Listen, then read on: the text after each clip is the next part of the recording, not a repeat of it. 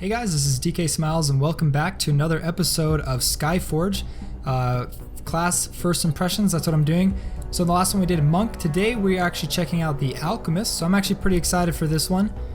This is one of the classes. I kind of got a little bit of a glimpse of him during the closed beta test 4. There's one thing though about the Alchemist that bugs me more than anything, and I'll show you it once we get into it. The way he runs. What is he doing? Why is he running like that? It makes me just feel so weird. Alright, well let's get straight to the point. Let's do an acid and combustible solution. So acid solution is just the basic left click attack. Do 5 of those. And then acid solution plus combustible solution. This, and then boom. So it's like double. There we go. If you use acid solution up to 8 times and add combustible compound, the enemy will sustain greater damage. That depends on the amount of acid solution on the target. So, see how I'm stacking? I don't know if you noticed that. But while I'm attacking the enemy, I'm actually stacking on him debuffs. And the more debuffs I have stacked on him, and then I use the right mouse click, the more damage I do towards him. So let's see, if you use combustible solution up to 5 times and then add acid solution, all enemies within a 7-yard radius will take damage. The solutions generate energy.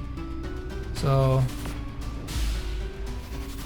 just doing that. If I do it up to 5 times, just launch an acid everywhere. And then I think use combustible.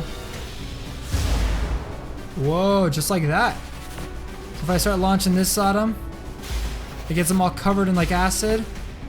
I can stack it up to 5 times and then I launch this. So it switches my combos attack because I can do this and then activate that and it triggers a different effect. But if I do this instead, by throwing combustible out first and then hit it with a acid solution, it actually blows up my combustion and does an AoE attack. That's actually pretty cool. I didn't notice that when I was trying it out in the beta. Maybe I will give the Alchemist a little bit more time. Alright, so the first ability I have is Carnivorous Ectoplasms. The enemy is attacked by 2 blobs of ectoplasm that deal damage when they hit the target. Consumes the energy generated by the solutions. So if I cover him in solutions, I'm assuming maybe they don't. So I'm gonna lob some solutions at him. Maybe they don't do that. But let's just keep launching. I think you can launch like a bunch of them. Yes! Go my minions! They're like jello versions of the minions from Despicable Me. Alright, next up we have Disintegrate. Deals damage to all enemies within a large radius and knocks them back. Also deals pulse damage. So let's see. Boom! So if I'm in the middle of a crowd dancing like a flower, I don't have enough resources. Let's get some resources back by attacking. Now I should be able to do it again. Actually, I think it takes 2,000. So let's do that. Okay, now I should be able to do it. Yep. Boom, it takes 2,000. Wow, it does a lot of damage, but man, it consumes a lot of resources. So if you're going to be using that, pay attention to what you're doing. Alright, so now we're learning ally selection. To select an ally as a target in combat, press T to be able to target them. And then add a protective shell to it. So if I hit T, I target him, and I gave him a protective shell. So that's cool. So it looks like the Alchemist can actually give you wow, man, if you're gonna play as the Alchemist and you're gonna play a support role, I mean, you don't necessarily, like, I'm not saying this is necessarily a support class, but you can definitely help out allies, especially the tank. So I'd say that the Alchemist is more of a dual class kind of like a multi-support and a DPS. So there's a combination of 2 things so far from the abilities I've seen. Next up is Pulsating Flare. If the target is an ally, it increases the power of their next attack. So there's no ally, but let's try number 3 out. Boom. So I jump to the target. Oh geez, man, he can jump far.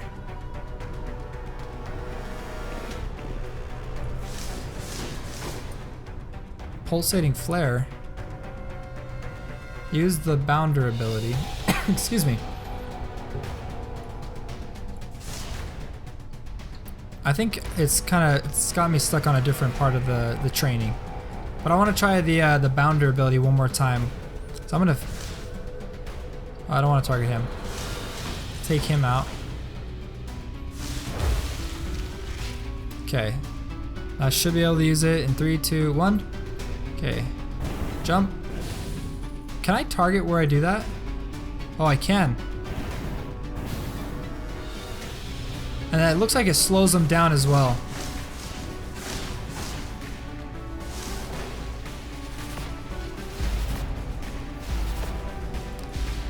And catch him on fire. And then summon my minions. Go, minions, go! Charge! Yes! Aha, it's like a zombie apocalypse of goo. That's what I love so much about it. Next up is we have transformation. Yeah, it's definitely got me stuck on a different part of the tutorial, but hit number 4 to transform. Oh, yeah. Let's do this. Looks like it only lasts about 10 seconds. My attack is much slower. But it does look like the more you attack, the faster your attack gets. So it starts out really slow, but then grows faster and faster. Alright, so now we can test out all our abilities. I want to send out my minions. Kind of give me some protection. Jump over here. Attack the boss. I'm going to actually throw down some of this. Cause some AoE damage, and then I'm going to blow up that stack. And then to finish the boss off, give myself a protective shield. To finish the boss off, I'm going to do this. Not that. This. Spray myself in goo. And the charge out, I'm like Bane from freaking... And then my attack should get faster and faster and faster. Just dealing tons of damage. Man, that's sweet, man. I love turning into like a werewolf boss. That's what I'm talking about. Alright, so I'm going to add a protective shield. Throw down some goo. Do some AoE abilities. Stack that up 5 times. Then explode it. And then back up. And send out a bunch of minions. Have them charge. And while they're charging him, I'm going to jump towards this other guy. Didn't really work out as well as I thought it was going to be. You got to be fast on that, man. Blow that up. Do some... I'm going to single target him. And do some single core damage. Or single attack damage. And then I'm going to finish this guy off. Adding protective shield. And then going full Monty on him.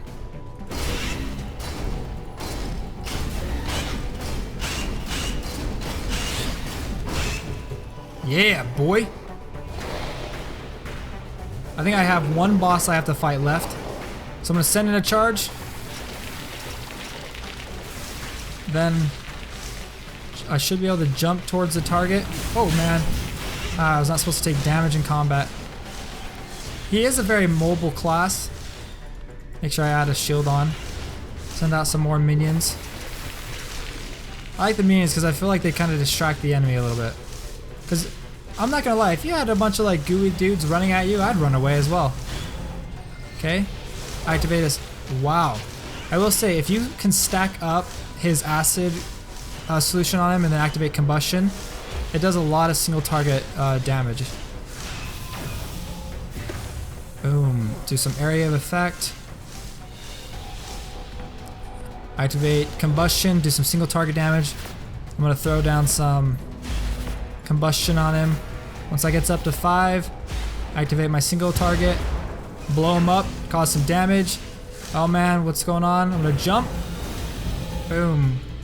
But he still got me. I wonder why that is. And then maybe do some of this. Boom. Cause some area of effect damage as well. Throw down some of these charges. Activate this, and once he's done there, going Hulk style on him. That's right, I unlocked the costume. Wow, I'm not gonna lie, I did not like the Alchemist class right when I first jumped into it, but I actually really enjoyed, get rid of that, really enjoyed playing as the Alchemist character. Let's see.